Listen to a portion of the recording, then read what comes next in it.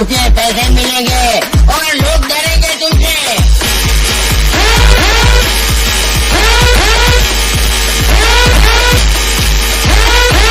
लोगों को डरा कर वो जीता है जिसकी हड्डियों में पानी भरा होता है।